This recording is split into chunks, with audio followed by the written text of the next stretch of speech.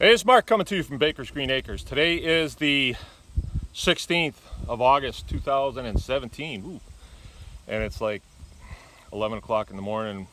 We've been taking care of business here pretty well. Today was a butchering day, and so, you just buckle down early and start going to it, and you have time to think. Everybody's working together, but they're working separately, sort of, like we're all working for a common goal, but we're working separately, and things start to just go, and we're finished up now, and I'm just composting some stuff and that, and I've been thinking about something, and a lot of times I have I don't know, thoughts, revelations, whatever you want to call them.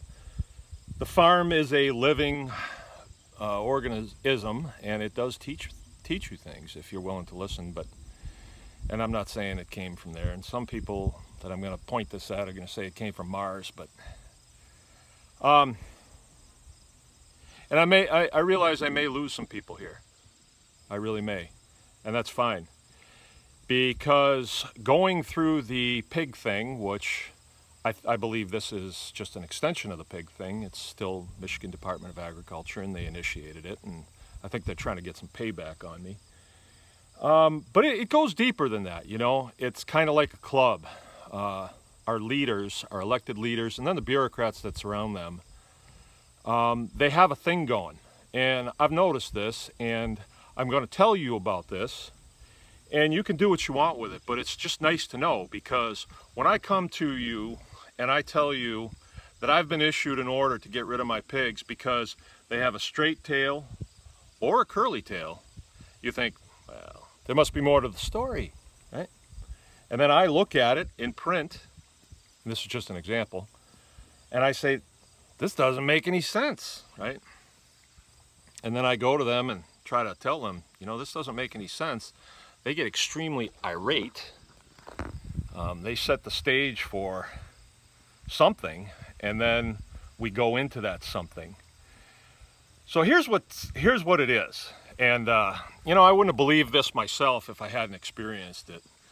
But it's called order out of chaos. And there's a lot of ways you can explain that. If you just Google order out of chaos, you'll get all kinds of stuff.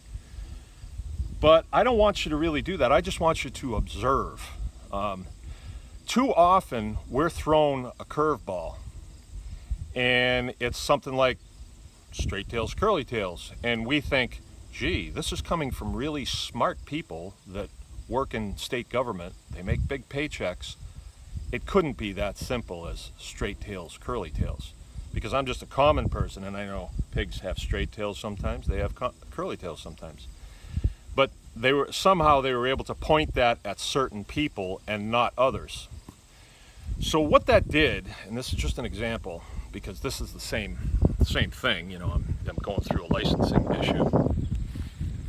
Tired arm here. And people might be saying, that doesn't make sense. They want to inspect you now that they've given you a license? Yeah, it doesn't make sense. And whenever you talk to them, a lot of times you get that kind of doublespeak. You get that. It's almost like a calculated way that they have of talking to you that does not make sense, and you kind of feel like maybe I'm the one that doesn't get this. These are scientists and very astute politicians that make big fat paychecks. Well, what it is they're trying to intentionally confound us with their doublespeak. And I did talk to you about the book 1984, and there's a lot in that book. It was written by George Orwell in 1948, and he foresaw what our world would look like in 1984. And he's maybe 20 years behind. I don't know. I wasn't looking at it close in 1984. I was just joining the military at that time. Maybe that was part of it. But when you do engage with these folks, a lot of times you're going to get an explanation that doesn't really make any sense, and you're going to scratch your head and think, well, I just don't get what's going on here. Well, get this. those of you that have buckled down and worked to make a living and worked to make America better, have taken the information that you've been given and done the best you can with it, you know, I salute you.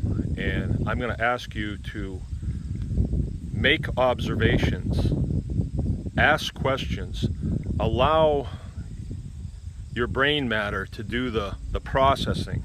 I mean, I wasn't the highest scorer on SATs. Does that mean I'm stupid? No, it doesn't. It just means that I wasn't able to memorize material and spit it back properly, you know.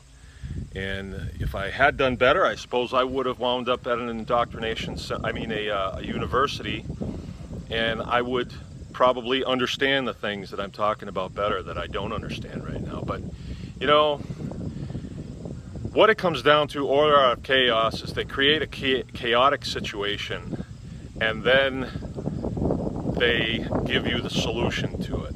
There's other terms for it. The military uses the same thing. We do it when we go into countries. But here you had the full force of the state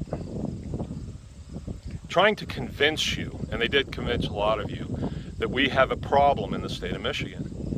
And they said that the problem is we have feral swine and they're everywhere and they breed like rabbits, you know, and they can steal cars and kill old women and all that stuff. They can just do terrible, terrible things. Well, if you just observe, as I said many, many times when I spoke all over the state during that time, who saw a feral pig eating on a dead deer on the side of the road? Never got one hand. Never, never, never.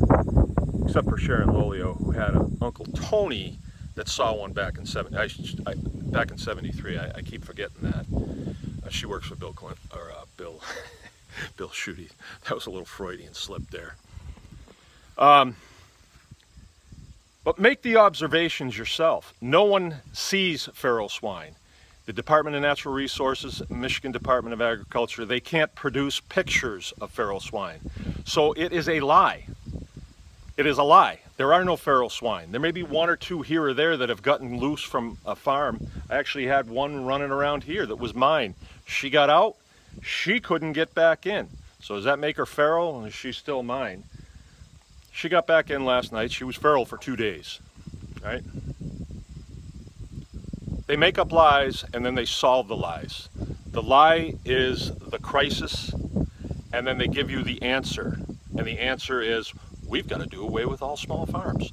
So if you start to track them after a while, you can see, what is their goal? What are they trying to pull here? Why are they trying to put Mark Baker out of business? I scratch my head sometimes too. They have new people in their organization, new braves that come into the organization that get sicked on me. The good news on this is you can know the truth.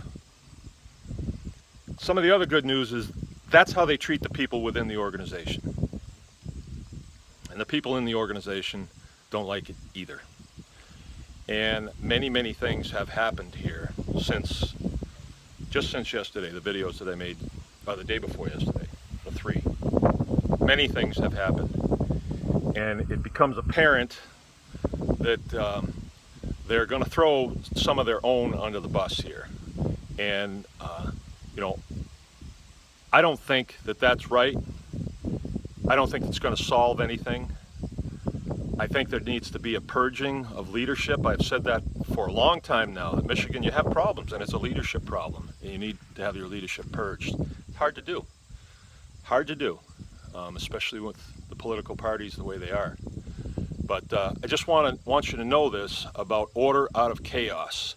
They create a problem, and then they give you the solution. Okay? As always, I'm coming up on 10 minutes here, and